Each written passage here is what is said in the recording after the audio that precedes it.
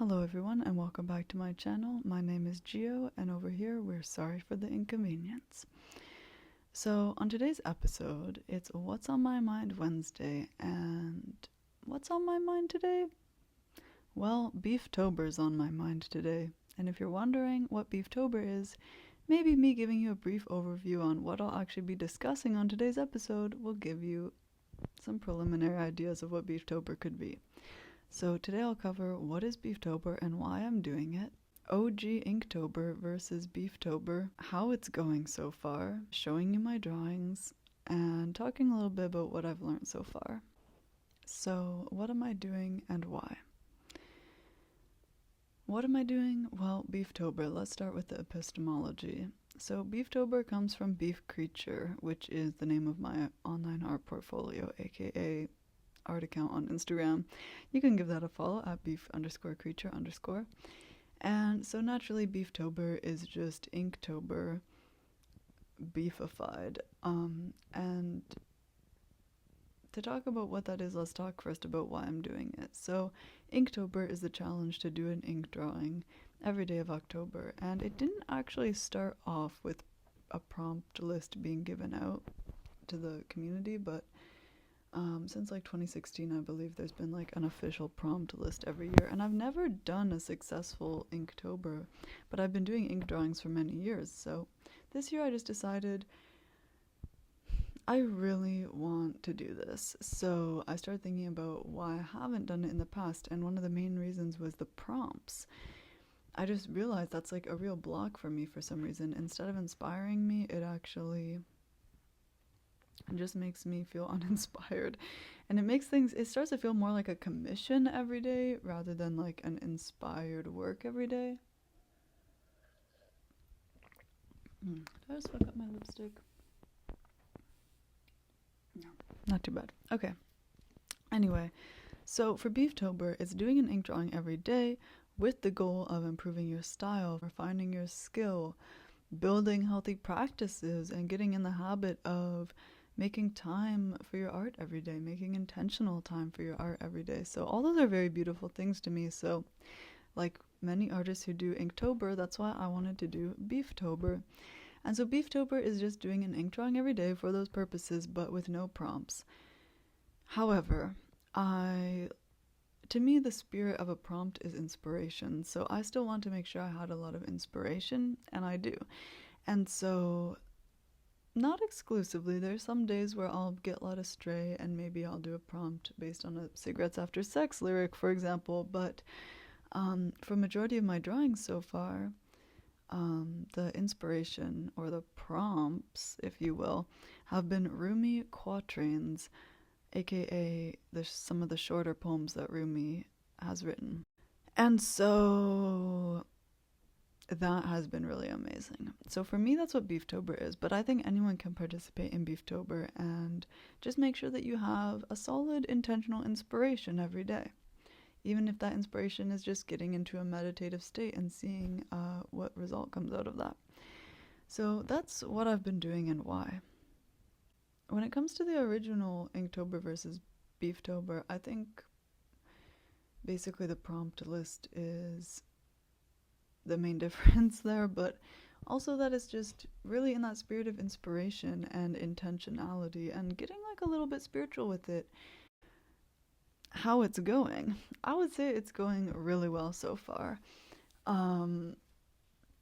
It's only October 8th, so I haven't been doing it for that many days, and you might think, oh, well, will I do an update video on it then after it's been some time? I don't know, to be honest. I don't know. I'm mostly inspired to just talk about it at the beginning right now, so while I can't promise a video in the future after it's been longer into the month, I can say that I will keep posting every day the results on my Instagram at beef_creature_, and yeah, so you'll at least get updated that way if you want to go join me over on my Instagram. And how it's going so far, it's going really good. It's going really good. I've done it every day. I've actually I do them a day in advance, so what I post actually is from the day before. And I like that also because I like to just give space. Like I like to give like a day or a night of space between the drawing I just finished and then me posting that result. So it's nice to be sort of like a day ahead, because I actually started doing it on the last day of September, so that way I could be one day ahead, and that was cool. I recommend that, actually. It feels really nice. So yeah, I'd say it's going really well, and I've learned a lot about myself, which we'll get into in the final segment. Alright, so showing my drawings. Before I show them, I just want to say that I'm really proud to be showing these in this video. I'm really proud to have a solid, like, what is it, 6 drawings I'll show, I think. I'm really proud to have these and show them and be able to talk about it, and it brings me a lot of joy to do this and share this with you. So, alright, let's get into my pieces.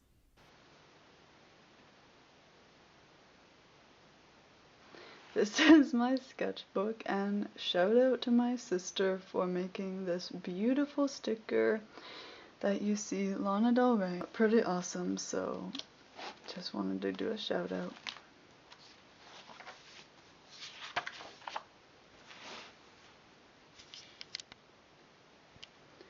Alright, so here we have my very first Inktober drawing of this season. As you can see, there's quite a bit going on here. I found myself having a lot more patience for detail, for lines, line work, and I was really proud of this little section, actually. I really love this. And also this sort of like blank figure of space, contrasted by the background, is in itself a motif I've been working on recently. So the next one I did was almost all taken up by quatrain. And I love this quatrain. This has been so helpful for me. I've kept this in mind a lot. And yeah, I'll just let you take a look at that. This one's full of symbolism for me, even though it's one of the more left blank pages. I was just doing a lot of new stuff on here and really liking how it came together, sort of taking a lot of things that aren't new for me, but combining it into something all to be something new. And on this one I signed my name as a swirl, another symbolism I've been doing for a while. And the symbol of the arms itself, doing this cross with holding their hands like this, I don't know if it's my story to tell, but if you want to know more about that, you can check out the YouTuber Story for Susan and watch her video. It's titled something like Joe Wing's Boarding School, and you can learn more about that. So the next day, this was the result. I have to say, I actually really love this section. I love how I've done these 3 figures, and this is a very special one to me. Very special one to me.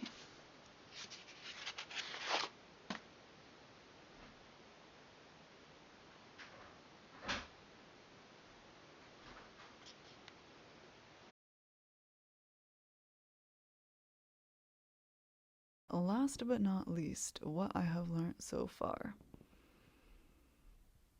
Wow, I've learned a lot so far, but the first thing I'll start with is I've learned a lot of Rumi quatrains, and maybe that's not the answer you're expecting, but it's the truth, because that's been my inspiration almost every day. It has the added benefit of memorizing a lot of these quatrains, which is really meaningful to me. That's something I try to do anyway, is memorize Rumi poetry, but it is pretty difficult just because I feel like you always get 1 or 2 words off. But not always, but it's a challenge. It's a challenge, but to me, like, I have the book right here.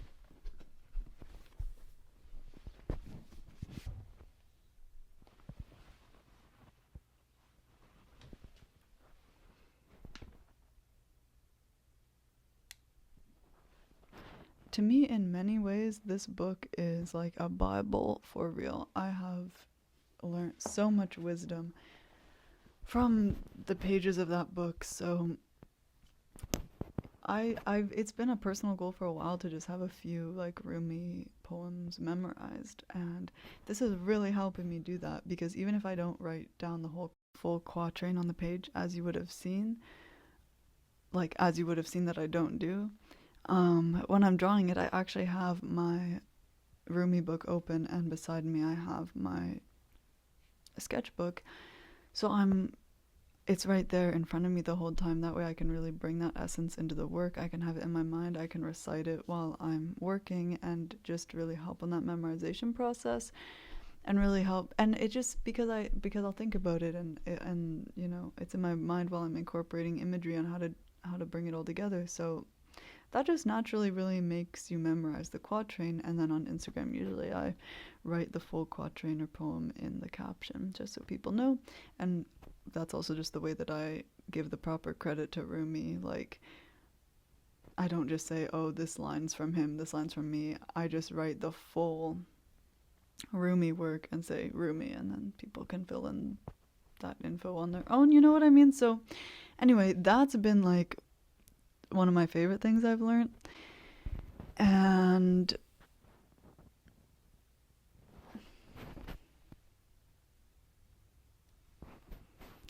when it comes to actual like technical stuff about the art and my own style, so I've learned that I love having time every day for art.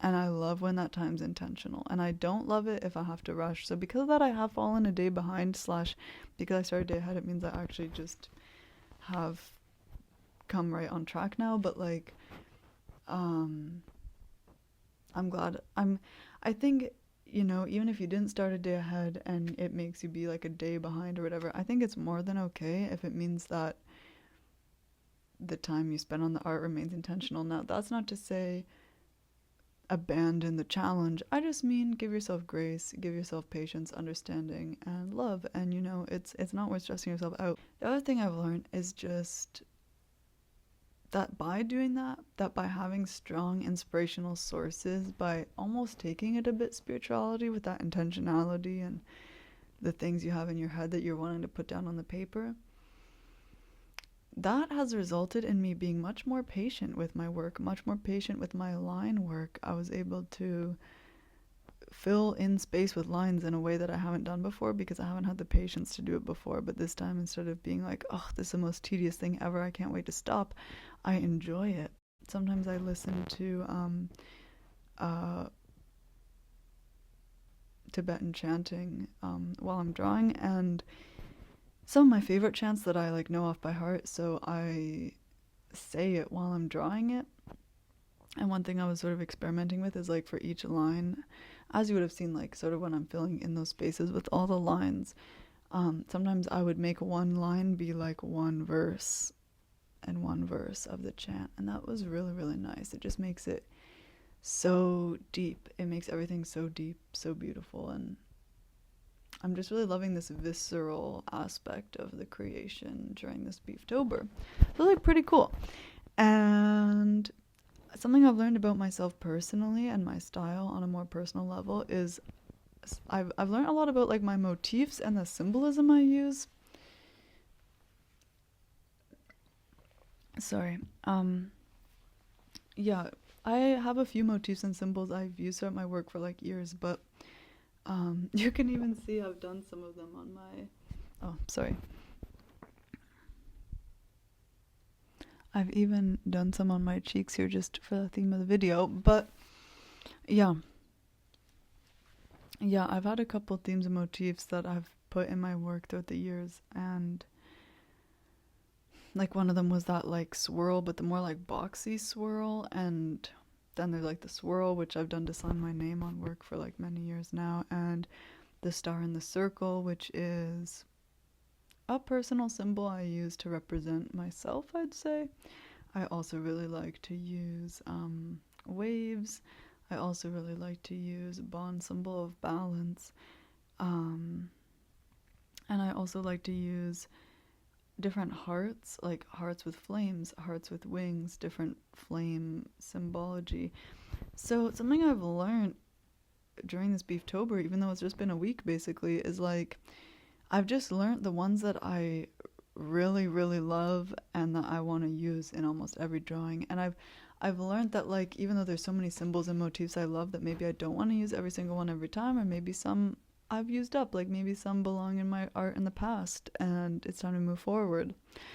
or just make it a more special or intentional occasion that I'm bringing those in. And I've shifted from it being like, oh, like, let's just draw some things to fill in the space, to like, oh, I want to represent this things, all really big ideas that can be captured through beautiful, simplistic aesthetic of the symbol. And I'm loving doing that. So really refining down my symbols, what I actually do love to use and represent, has been really special to me, and honestly, like, my favorite part of this process so far, I think.